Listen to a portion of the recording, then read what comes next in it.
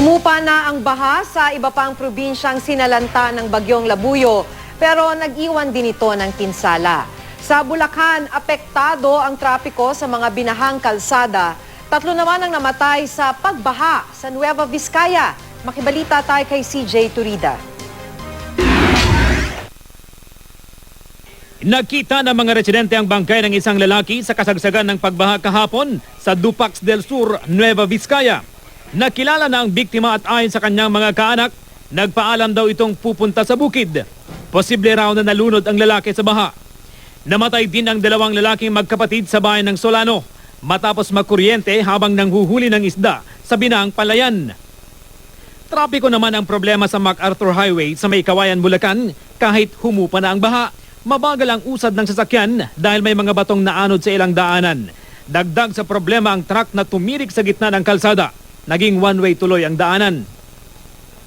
Umabot hanggang Valenzuela ang bigat ng trapiko mula sa May Kawayan. Baha rin kasi sa bahagi ng MacArthur Highway doon.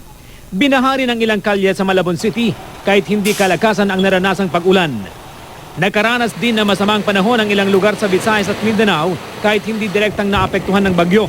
Tumaas ang alon sa Iloilo City kahapon. Nakaranas din ng malakas na hangin. Kaya ipinagbawal ng Coast Guard ang pagbiyahe ng mga bangkang patungong Guimaras.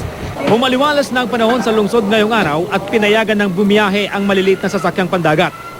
Pero sa Zamboanga City, bawal pa rin pumalaot ang mga mangingisda sa 6 na barangay. Ayon sa Coast Guard, malalaki pa rin ang alon sa dagat. Pero sa kabila ng abiso ng otoridad, may ilan pa rin nangahas pumalaot. Hirapan talaga kami. Ilang linggo na ako kayong Siguro mga week noong pa mga Ramadan siguro, na Ramadan pa hindi na kami nakapalaon. Oo. Hanggang ngayon. Sa Davao City, nakaranas ng pagbaha dahil sa thunderstorm. May mga pasaherong na stranded at mga sasakyang tumirik. Inabot ng tubig, pati ilang bahay. Humupa na ang baha ngayon. CJ Torida, Nagbabalita, Pilipinas.